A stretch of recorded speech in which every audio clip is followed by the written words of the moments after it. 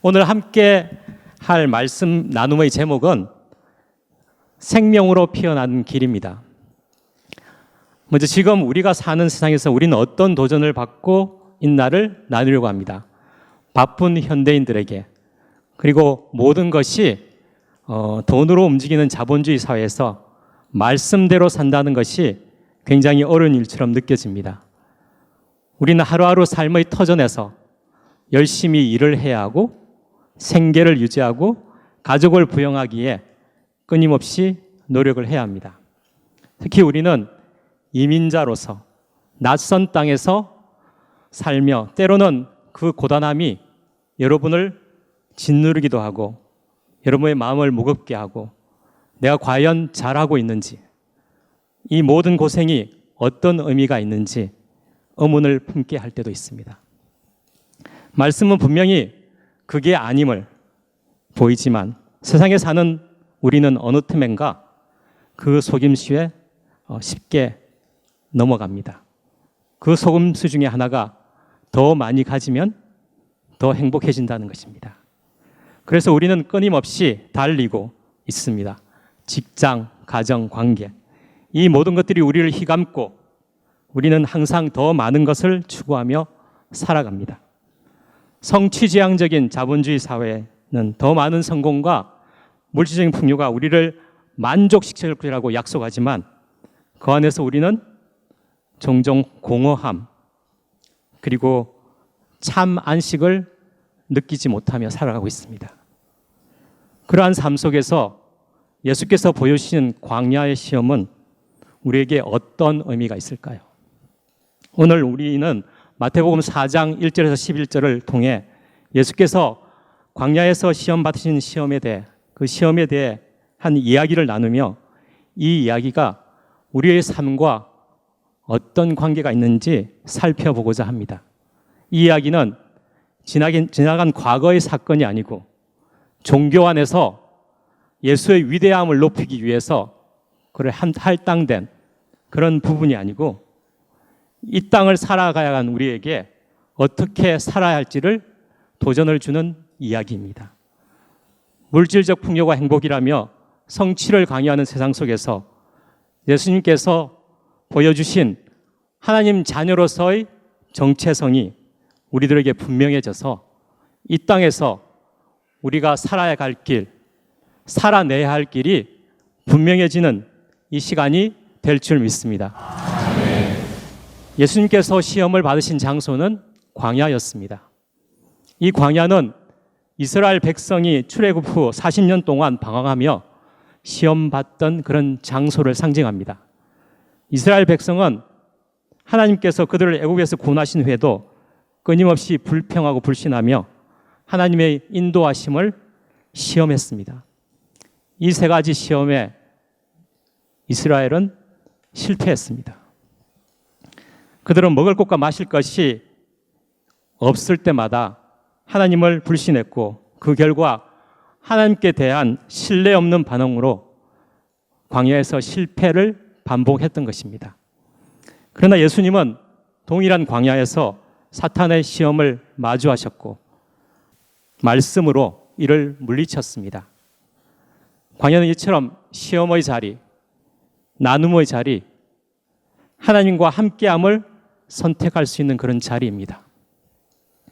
우리가 광야를 경험할 때 상황한 갈증과 배고픔이라는 육체적인 그것만 경험하는 것이 아니라 내면 깊은 곳에 갈망이 생기기도 합니다. 이 갈망이 있을 때 개인적으로는 하나님께 기도로 나아갈 것이고 함께 했을 때는 자신의 존재를 나누는 자리로 인도되는 것입니다. 시험은 대상자가 육의 존재인지 영의 존재인지를 가립니다. 마태복음 저자 마태는 예수가 광야에서의 시험을 이겨내신 이 이야기를 통해 그분이 하나님의 아들이심을 증거하고 있습니다. 그러나 이 이야기는 단지 예수님의 그 개인적인 승리의 이야기가 아닙니다. 이는 우리의 삶에서도 이루어져야 할 이야기고 우리 역시 하나님의 자녀로서 어떻게 시험을 이겨내고 복되고 영광스러운 삶을 살 수 있는지를 우리에게 보여주는 그런 이야기인 것입니다. 본문의 큰 질문은 우리가 많이 들어왔듯이 삶을 현상으로 살 것인가, 존재로 살 것인가, 혹은 육으로 살 것인가, 영으로 살 것인가 하는 것입니다. 먼저 하나님 자녀의 정체성을 가진다는 것, 그것이 시작점입니다. 마태복음 4장 시작이 그때라고 시작하잖아요. 그때는 어느 때입니까? 그때는 예수께서 요단강에서 세례를 받으시고 하늘에서 이 사람은 내 사랑하는 아들이요 내 기뻐하는 자라 하는 그런 음성을 들었던 때입니다. 이것은 단순한 선포가 아니라 예수님의 그 사명과 정체성의 시작점이었다는 것입니다. 다르게 표현하면 이 음성을 듣기 전까지는 그 어떤 것도 그 사람에게 시작되지 않는다는 것입니다. 그래서 중요한 것은 이 하나님의 음성을 우리 모두가 들어야만 합니다. 하나님께서 우리 각자에게 너는 내 사랑하는 아들이다, 너는 내 사랑하는 딸이다라고 말씀하실 때 우리는 우리 존재의 가치를 알게 되고 그 사랑 안에서 시험을 이겨낼 수 있는 그런 힘을 얻게 되는 것입니다. 아이들이 자랄 때 어디에서 가장 큰 힘을 얻게 됩니까? 부모님들의 조건 없는 지지 아닙니까? 육신의 부모에게 이러한 지지를 받는 아이도 세상에서 담대할 수밖에 없는데 내 생명에 대한 그런 하나님의 지지가 분명해진다면 어떤 시험 앞에도 담대할 것입니다. 예수님께서 그 음성을 들으시고 시험을 이기시고 자신의 길로 가셨던 것처럼 우리도 하나님과의 그 인격적인 신뢰 관계에서 이 지지의 음성을 들어야만 우리가 가야 할 길이 분명해질 것입니다. 이 음성을 들은 예수께서 어떻게 마귀의 시험을 물리치셨는지 마태의 이야기를 계속 이어가겠습니다. 첫 번째 시험에서 사탄은 예수님께 돌을 떡으로 만들라고 요구하십니다. 40일을 밤낮으로 금식하고 줄이신 예수님께 던진 유혹입니다. 이 유혹은 출애굽기 16장 1절에서 4절에 광야로 출발 준비하는 이스라엘 백성이 광야에서 겪었던 것과 유사합니다. 그들이 줄일 때 그들은 끊임없이 먹을 것 없다는 것에 불평했고 하나님께서 그들을 충분히 돌보시리라는 그 신뢰를 갖지 못했습니다. 그러나 예수님은 같은 상황에서 4절에 기록되었으되 사람이 떡으로만 살 것이 아니요 하나님의 입에서 나오는 모든 말씀으로 살 것이라 라고 말씀하십니다. 신명기 8장 3절의 말씀인 것이죠. 현대사회에서도 우리는 경제적 성공과 물질적 안정을 우선순위로 삼습니다. 사람들은 더 많은 것을 얻고 더 안정적인 삶을 추구하기 위해 끊임없이 쉼 없이 달립니다. 하지만 동시에 공허와 허탈감을 경험하죠. 왜 그렇습니까? 빅터 프랭클이 쓴 그 죽음의 수용소에서 그는 인간이 물질적 피로를 넘어서 삶의 의미를 찾는 존재라고 합니다. 물질적 풍요만으로는 인간이 만족할 수 없으며 본질적 가치가 필요하다는 것입니다. 예수님은 이 첫 번째 시험을 통해 물질의 존재가 아닌 영의 존재로 살아가는 길을 우리에게 제시하셨습니다. 우리는 떡으로만, 그 떡에만 의지하는 삶이 아닌, 요즘 우리로 말하면 돈에만 의존하는 삶이 아닌 하나님의 말씀을 우선적으로 우리가 매일 먹어야 하는 그런 양식으로 삼아야 한다는 것입니다. 두 번째 시험은 예수를 성전 꼭대기로 뛰어내리라, 그런 요구를 합니다. 이는 예수께 하나님이 정말 자신을 보호하시는지 그건 확인해 보라는 그런 유혹입니다. 이 시험은 출애굽기 17장 1절에서 7절 광야의 첫 여정인 신광야에서 그 르비딤까지의 여정과 연결됩니다. 이스라엘 백성이 무리바에서 하나님이 정말 계신가 안 계신가로 다투었던 장면을 떠오르게 합니다. 이들은 현상적 증거가 없으면 하나님을 믿지 못했습니다.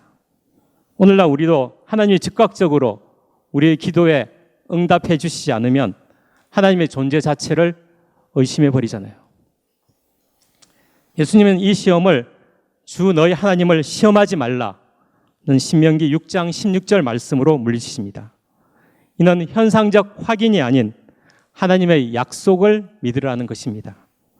백성들은 현상적으로 확인할 수 있는 하나님의 임재를 보이라고 하지만 내가 현상적으로 확인했다고 해서 그것을 끝까지 믿을 수 있는 게 아닐까. 결국은 그것조차도 나중에는 믿지 못하니까요.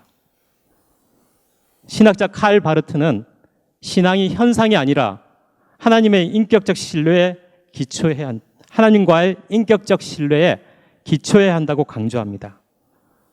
우리는 하나님의 존재를 증명하려고 노력하는 삶이 아니라 그분의 성품과 신실함을 인격적으로 신뢰하는 그런 삶으로 나아가야만 합니다.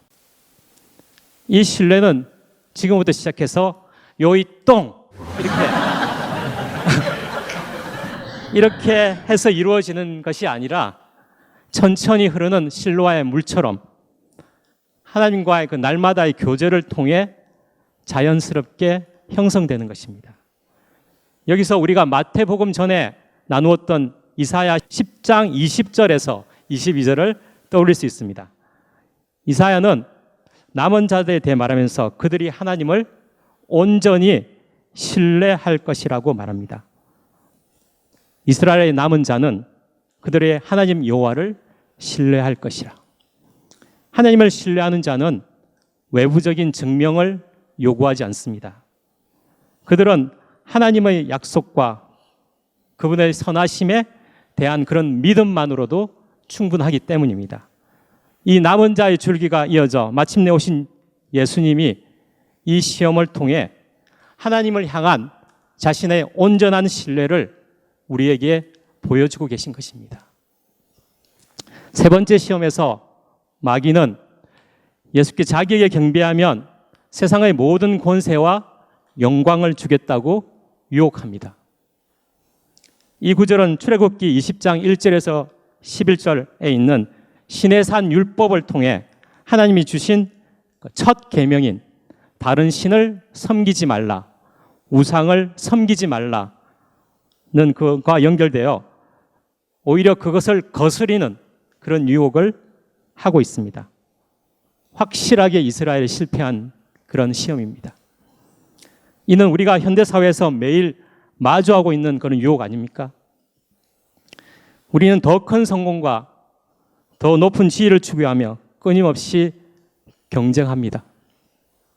이 시험은 우리가 어떤 목표를 갖고 있는가를 묻고 있습니다. 현상의 영광이냐, 본질의 영광이냐, 그것을 우리에게 선택하라는 것입니다. 그러나 예수님은 10절에서 사탄아 물러가라, 주 너희 하나님을 경배하고 그를 섬기라 는 신명기 6장 16절의 말씀으로 이 유혹을 물리치십니다. 우리 역시 이 시험을 이겨야 하고 만일에 우리에게 본질의 영광이 보인다면 얼마든지 이길 수 있습니다. 이 시험은 성공과 명예가 아닌 하나님과의 관계를 선택하라는 것입니다. 예수는 우리에게 영원한 가치를 선택할 수 있는 그런 길을 우리에게 제시하신 것입니다. 이 시험에서 분명한 것은 예수님께서 사람으로 이 시험에 이기셨다는 것입니다. 우리는 예수님에 대한 성경의 이야기가 나오면 그래, 예수님이니까 그렇게 할 수 있는 거지. 우리야 현실을 살아내야 할 사람에 불과할 뿐더러 우리가 뭘 이 현실에서 할 수 있겠어 하면서 그러한 도전이 자기에게 오는 것을 회피해 버립니다. 예수께서 자신을 지칭할 때 인자라고 표현을 했는데 인자는 다니엘서 7장 하나님 보좌 우편에서 다스림을 위임받은 그런 인자이기도 하고, 또 동시에 프로지에서 신앙의 본질이 회복된 에스겔을 인자라고 호칭하기에 우리와 같은 사람의 아들이란 뜻이 강합니다. 동시에 사복음서의 총결론인 너희가 누구의 죄를 사든지 사하면 사함을 받는다는 죄사함의 권세가 우리에게 있습니다. 사복음서에서 예수는 거의 600회가나 나오지만 예수 그리스도라는 사회, 주 예수는 2회 정도에 불과합니다.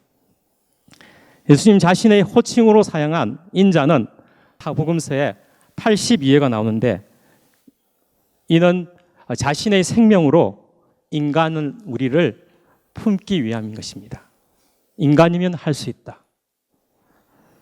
사람의 가장 큰 기쁨은 내 생명을 나누어서 다른 생명이 회복되는 것을 보는 기쁨입니다. 부부 관계에서도 다른 곳에서는 제한을 받아도 나에게만은 자유하고 자신의 마음껏 피어나세요 라고 서로를 허용하고 품어준다면, 그러면 존재의 기쁨이 피어나게 되는 것입니다. 하지만 조지영 성도님, 한국에 너무 자주 가지는 마세요. 저는 외로우니까요.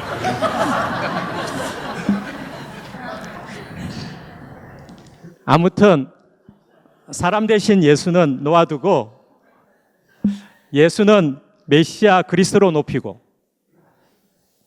우리가 너무 뻔하게 하는 일 아닙니까? 사람 대신 예수라는 것은 놓아두고 계속 메시아라고 높이는 예수, 그리고 본인은 못 사는 게 당연하다고 생각하는 그런 우리의 거짓과 무지를 깨달아야만 합니다. 마태는 이 본문의 마지막 11절을 마귀는 떠나고 천사가 수종 든다고 그렇게 끝내고 있습니다. 마귀는 내 에고를 통해서 속여왔습니다. 마귀는 에고를 통해 우리가 하나님의 자녀로서 가진 참된 가치를 잊게 만들어버렸습니다. 내 에고는 내가 얼마나 아름다운 존재이고 가치 있는 존재인지 그 자각하는 것을 조차도 못하게 하고, 오히려 내가 원하지 않는 초라한 모습으로 나의 존재를 만들어버린 것입니다. 이 마귀에 대해, 이 에고에 대해 우리는 분노해야만 합니다. 에고의 레벨이 낮아질 때 천사가 우리를 돕기 시작하며 하나님께서 준비해 놓으신 여호와 이레의 축복을 누리게 되는 것입니다. 히브리서 1장 14절에 모든 천사들은 섬기는 영으로서 구원받은 상속자들을 위하여 섬기라고 보내심이 아니냐라고 말씀하고 계십니다. 하지만 에고에 속으면 하나님께서 주신 이런 유업을 제대로 누릴 수가 없습니다.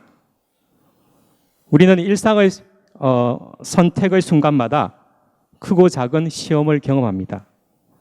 육신을 입고 있는 동안은 우리는 계속해서 이러한 시험에 놓이게 되고, 이 시험 속에서 우리는 실패할 때가 많습니다. 마귀의 유혹은 언제나 달콤하지만 생명 선택은 육신을 입은 우리에게는, 우리의 마음에는 들지 않으니까요. 지금까지 이러한 시험에 낙제했다면 이제 좀 잘해봅시다. 예수가 이 시험에 승리한 이야기로 끝나는 것이 아니라 하나님 자녀의 그 일상적인 승리가 우리 삶의 승리가 되어야만 합니다. 하나님은 하나님의 길과 다르게 가는 자녀를 보면 저거 왜 저렇게 엉뚱한 길로 가고 있는 거야?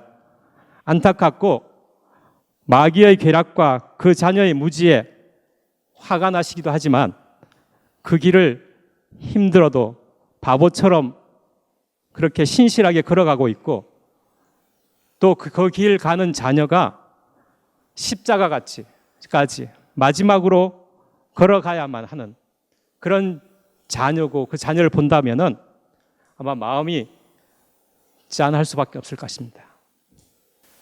그래서 수족 같은 천사를 보내 수정 들게 하는 그 하나님의 짠한 가슴이 느껴집니다.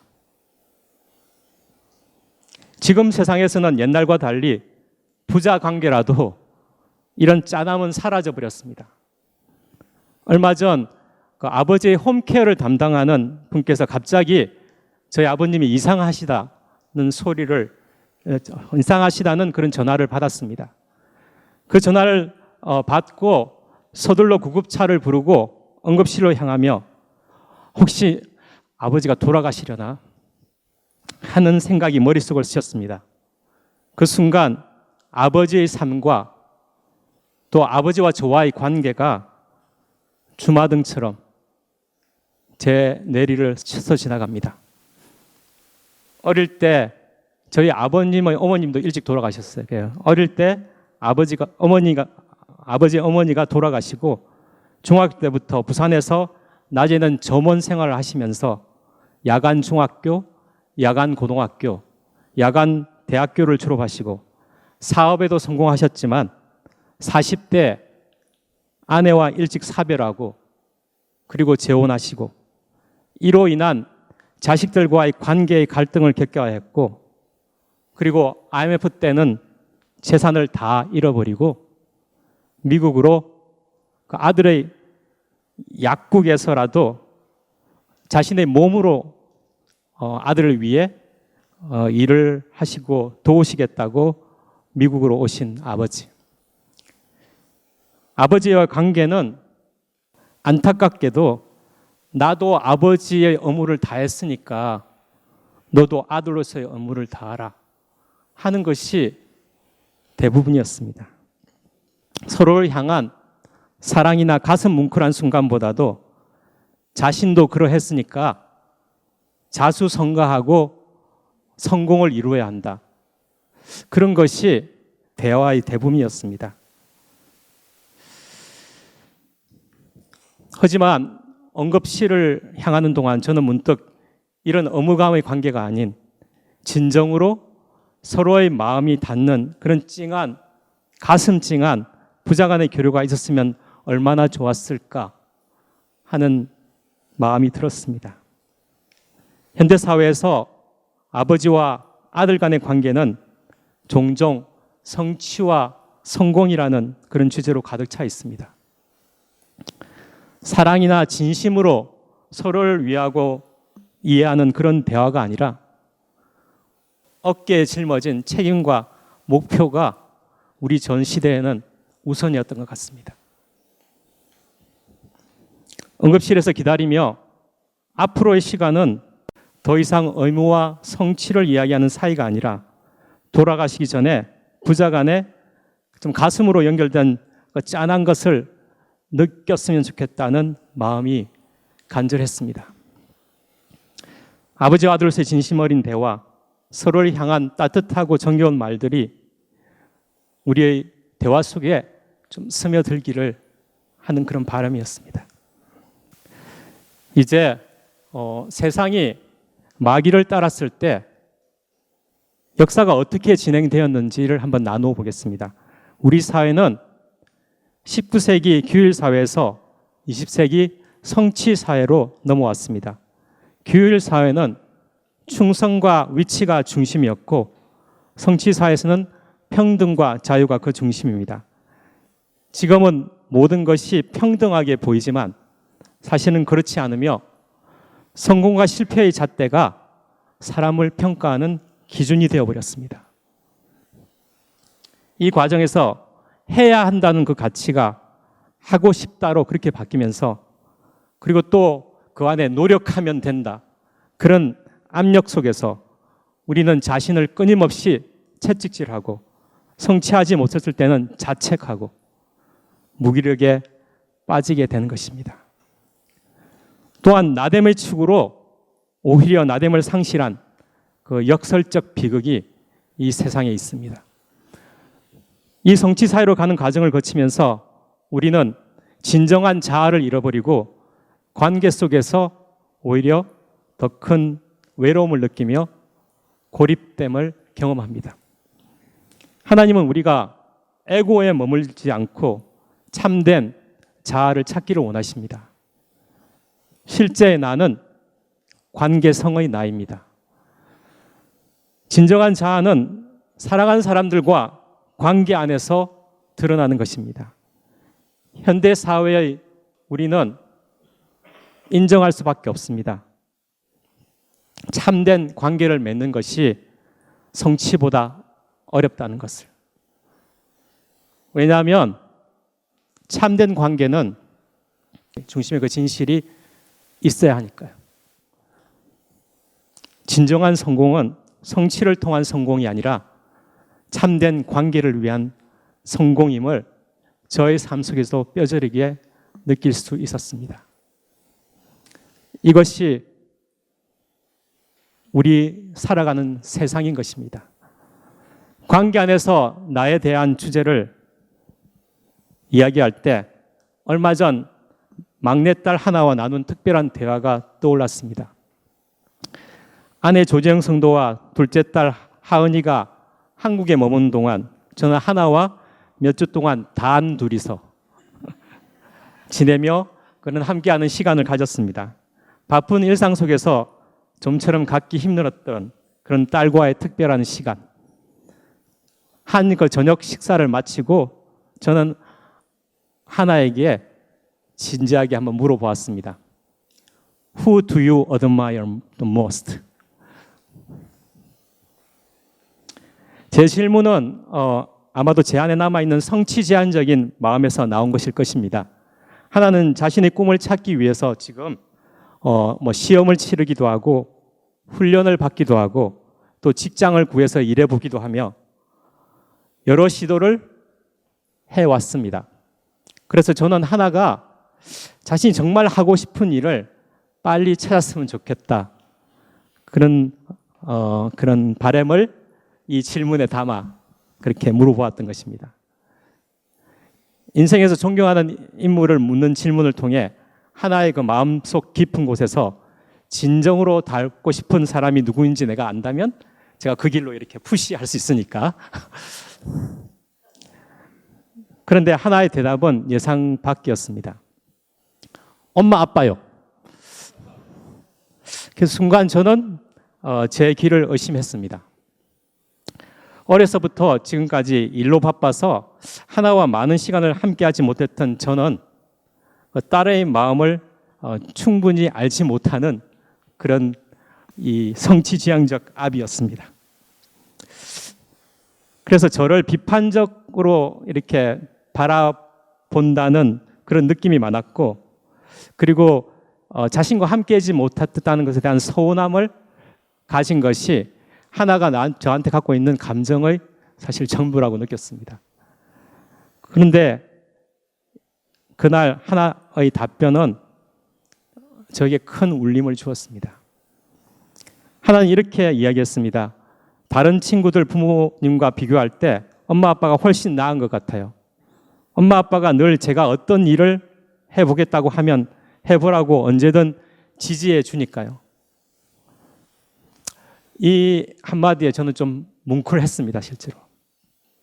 제가 던진 질문은 성취에 대한 기대에서 비롯된 것이지만 하나는 그 질문에 대해 성취가 아닌 관계로 대답을 했습니다.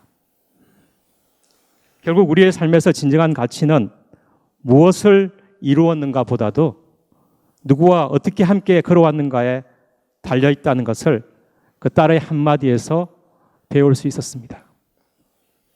관계 안에서 나 자신을 새롭게 바라보게 된 이 순간, 성취보다 중요한 것은 누군가와의 그 사랑 안에 연결된 존재로 살아가야 한다는 것임을 깨달은 것입니다.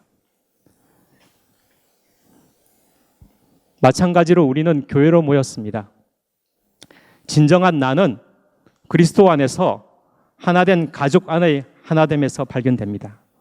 부족함 속에서도 서로를 정죄하지 않고 있는 그대로 받아들이는 관계는 우리로 하여금 진정한 나를 피우게 합니다.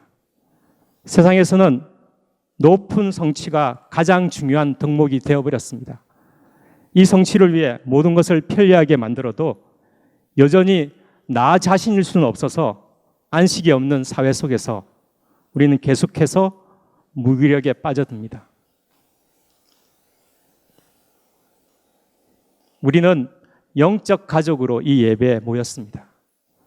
참 안식이 없는 세상 속에서 이 예배로 우리를 부르신 것입니다. 이 예배는 지치고 무력해진 우리가 하나님 안에서 다시 살아날 수 있는 기회입니다. 이는 우리의 삶 가운데 하나님 안에서 하나됨을 기뻐하는 잔치여야 하고 지친 영혼을 채우고 회복시키는 시간이어야 합니다. 하나님 교회의 예배가 하나님 안에 힘이 있고 하나됨의 기쁨이 있고 생명의 회복이 있는 예배가 되기를 소망합니다. 아멘. 또한 우리가 함께하는 그 말씀 만나기는 존재의 회복을 위한 것입니다. 히브리서 4장 15절에서 우리에게 있는 대제사장은 우리의 연약함을 체험하지 아니하는 자가 아니요 모든 일에 우리와 한결같이 시험을 받는 자로 돼 죄는 없으니라고 말씀하고 계십니다. 우리가 주님께 진정으로 가까이 다가갈 때 그분의 인격을 만나며 우리 안에 피어나는 생수의 강을 느낄 수 있게 되는 것입니다. 말씀을 만나는 것은 단순히 지식적인 것을 얻는 것이 아니라 주파수를 맞춘다는 것, 즉 우리의 연약함을 품어주시는 주님과 깊이 공감하는 것입니다. 가요 중에 그 남자란 노래가 있습니다. 뭐 한 번쯤은 들어보신 분도 있고 홀리하신 분은 전혀 못 들은 분도 계시겠지만 아무튼 그 노래의 가사를 보면 한 발 다가서면 두 발 도망가는 이라는 가사가 있는데 이런 밀당하는 거지 같은 사랑이 아니라 하나님은 우리가 잘했든지 못했든지로 판단하지 않고 존재 자체로 만나주십니다. 성경은 우리들의 삶의 이야기입니다. 성경 속 인물들은 소박하고 처연하며 때로는 처절하고 때로는 적나라한 모습으로 등장합니다. 너무 부족하고 미숙하고 제약된 나를 품고 하나님은 나의 눈높이에 맞추어서 너는 내 사랑하고 기뻐하는 자라는 음성으로 다가오십니다. 부부간의 사랑도 이와 같이 되어야 하지 않나요? 상대의 훌륭함이 아니라 존재의 신비로 다가갈 때 진정한 관계가 시작되는 것입니다. 우리 안의 관계도 그렇지 않나요? 우리가 한 성도 한 성도마다 대할 때마다 그 존재의 신비로 다가갈 수 있는 우리의 관계가 되기를 소망합니다. 아멘. 거듭난다는 것은 우리의 잘못과 실패 그리고 제약이 절망으로 끝나는 것이 아니라 새 출발이라는 그런 의미입니다. 이 거듭남은 만인재상론처럼 그런 단순한 신학 이론이 아니라 우리 생명 안에서 실제적으로 경험되는 것입니다. 이는 누군가가 대신해 줄 수 있는 것이 아니라 스스로 새로워져야 되는 그런 의지가 있을 때 하나님의 예비하심으로 임하는 것입니다. 그 누구도 대신 새로워지게 할 수 없습니다. 나를 살리는 것은 고급 레스토랑의 식사가 아니라 집에서 먹는 그런 집밥인 것처럼 훌륭한 목사가 우리를 살리는 것이 아니라 평소에 가까이 하는 말씀으로 그 말씀으로 인한 통이 일어날 때 세상 권세가 쓰러지고 애고가 물러가고 마귀가 물러가고 천사가 수종을 들게 되는 것입니다. 교회는 우리가 거듭난 후 관계 속에서 복을 누리는 장소입니다. 이는 단순히 사람들과의 관계를 맺는 것이 아니라 하나님과의 관계를 통해 우리의 존재를 새롭게 하는 그런 장소입니다. 우리는 교회에서 떡과 잔을 함께하며 임재 안에서 한 몸, 한 통을 누리게 되는 것입니다. 말씀을 통해 우리의 관계는 깊어져 가는 것이고 서로의 존재는 더욱 피어져 가는 곳이 이 교회입니다. 이로 인해 내 존재의 깊이는 그리고 내 존재의 어떤 그 깊이를 발견하는, 날마다 새로운 것을 발견하는 그런 자리입니다. 현대 사회에서는 분노는 상실하고 짜증만 남았다는 그런 글들이 있습니다. 사람들이 자주 느끼는 것이죠. 사람들이 근본적인 부분에 대한 분노를 강하게 느끼거나 표현하기보다는 무기력하기 때문에 자주 짜증을 내고 불만을 표출하는 모습으로 현대인들이 바뀌었다는 것입니다. 우리는 너무 많은 반응을 요구받으며 지치고 무력해집니다. 끊임없이 반응하고 요구되는 그런 일을 멈추지 않고 처리하다 보니까 쉬어도 피곤이 가시지 않는 그런 상황이 반복됩니다. 컴퓨터의 그 과부하 같은 거죠. 멈춤의 시간이 없다면 지칠 수밖에 없습니다. 또한 우리는 끝없이 성과만을 추구하며 스스로를 자폐적 성과 기계로 몰아갑니다. 모든 것을 부분적으로 생각하고 계산하는 방식으로 바뀌어 전체를 바라보는 그런 성찰 능력을 잃어버리고 그렇게 떠내려가듯 살아버립니다. 이는 우리를 점점 더 비상적으로 만들고 삶의 진정한 의미를 깨닫지 못하게 만듭니다. 우리 사회는 쉼없는 성취로 가득하지만 그 속에 진정한 피로가 없습니다. 학생들조차 쉼없이 달리고 방학에도 다음 과제를 준비를 시켜야 합니다. 옛날에는 다 노는 방학이었는데 성취사회의 애미들이 가만두지를 않습니다. 요즘 하나님 교회의 그 유스 그룹들이 잘 노는 것을 보며 하나님 교회의 애미들은 좀 다르구만 하는 것을 느꼈습니다. 현대 사회는 피로가 없기 때문에 안식도 없고 쉴 때조차 초조함, 무기력함이 늘어가고 있습니다. 피로는 우리는 피로를 회복해야 된다는 말을 많이 하잖아요. 그래서 약국에서 많이 팔린 것 중에 하나가 피로 회복제입니다. 바카스가 한국에서는 많이 팔린다는데 아무튼 피로는 사실 무장을 해제시키고 오히려 우리를 안식케 합니다. 충분히 일하고 그 후에 오는 피로는 모든 것을 허용합니다. 나는 열심히 일했으니까 이제부터는 하나님이 알아서 하세요. 그리고 나는 쉽니다 하는 그런 안식으로 들어가는 것입니다. 안식일을 거룩하게 지키라는 것은 종교 생활을 하라는 것이 아니라 모든 것을 멈추고 안식하는 이 시간만큼은, 이 시간은 내가 행했던, 내가 행하고 막 열심히 일하고 했던 그 어떤 시간과도 구별되어 하나님 앞에 자유한 나로 있는 것이 안식입니다. 그런데 종교화된 교회는 교회까지 와서도 자기 과시의 장이 되었습니다.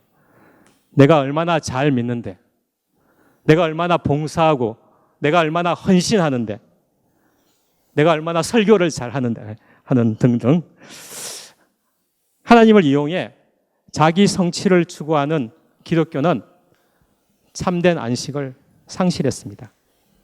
하나님은 우상이어서 무한 충족되어야 하는 에고의 도구로 전락되었습니다. 주여 주여 하며 내 에고를 채우려 하지 주님의 인격을 만나지도 못하지만 만나려고 노력도 하지 않습니다.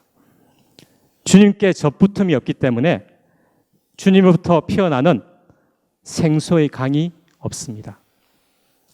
현대인은 성취가 중요하다 보니 부담스러운 것은 다 피해버립니다. 꾀가 많은 사람일수록 알아서 잘 피해가죠. 모든 것을 다 편리하게 만들어 놓은 세상에서 결과적으로 피로는 사라지고 짜증만 남는 이 시대가 되어버렸습니다. 분노는 대개 더 깊고 불이나 부당함에 대해 느끼는 강한 감정입니다. 주로 정의나 개인의 권리가 침해되었다고 느낄 때 발생하며 분노는 문제의 원인과 본질을 깨닫고 해결하려는 동기가 될 수 있습니다. 반면 짜증은 비교적 얕고 사소하고 그리고 불편함에서 일시거저 오는 그런 감정에 불과하다는 것입니다. 그래서 짜증은 본질적인 해결보다는 그때그때 불만을 표출하고 그리고 잊어버리고 다음 불만까지 잊어버린다는 것입니다. 짜증이 아니라 성취사회에 사는 우리에게 도전을 주는 빈부의 격차나 그런 불평등, 여러 가지 부조리로 얼룩진 세상에 대한 분노가 있어야겠습니다. 더 중요한 분노는 내 에고에 대한 분노입니다.